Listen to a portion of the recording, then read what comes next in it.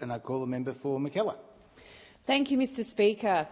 I rise today to support the member for Jagga-Jagga's motion regarding the Robodebt scheme. As the member for Jagga-Jagga stated in her motion, I too commend the courage, leadership and bravery of victims, families, advocates and whistleblowers who continue to raise concerns about the Robodebt scheme. And I welcome the government's commitment to ensuring such a tragedy never happens again. The federal court has described the scheme as a massive failure of public administration, incredibly strong language by judicial standards. Royal Commissioner Catherine Holmes SC concluded that Robodebt was a crude and cruel mechanism, neither fair nor legal. The Prime Minister said it was a gross betrayal and a human tragedy. The CEO of Australian Council of Social Services, Cassandra Goldie, decried the scheme as an aggressive abuse of government power.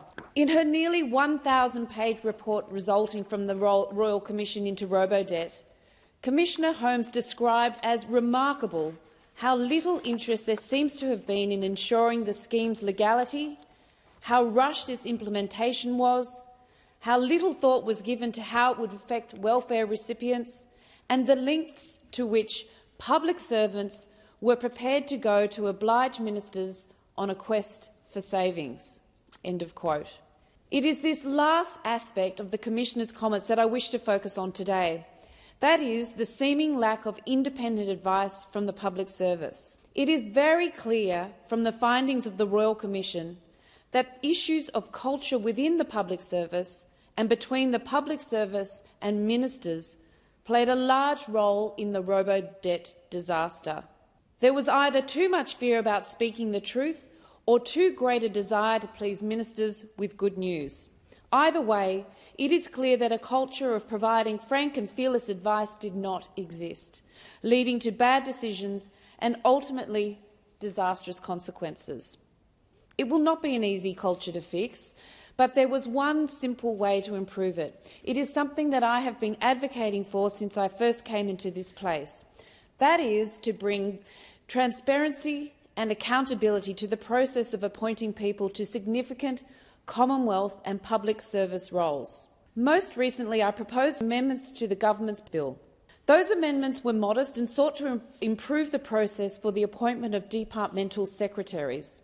The amendments required the Public Service Commissioner to publish selection criteria for the appointment, widely consult for candidates, rigorously consider candidates against the selection criteria and prepare a short list of at least 3 candidates for the Prime Minister's consideration.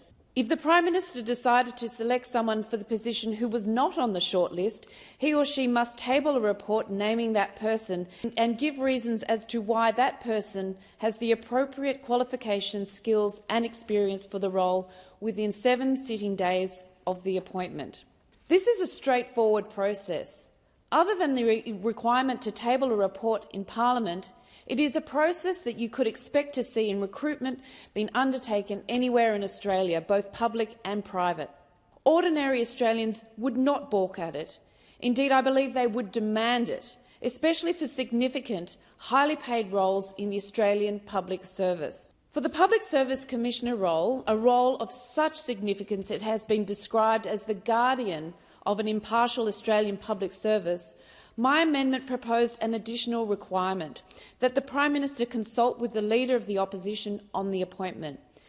This is in recognition of the APS Commissioner's unique role and reinforces for the Australian public the independence and impartiality of the role.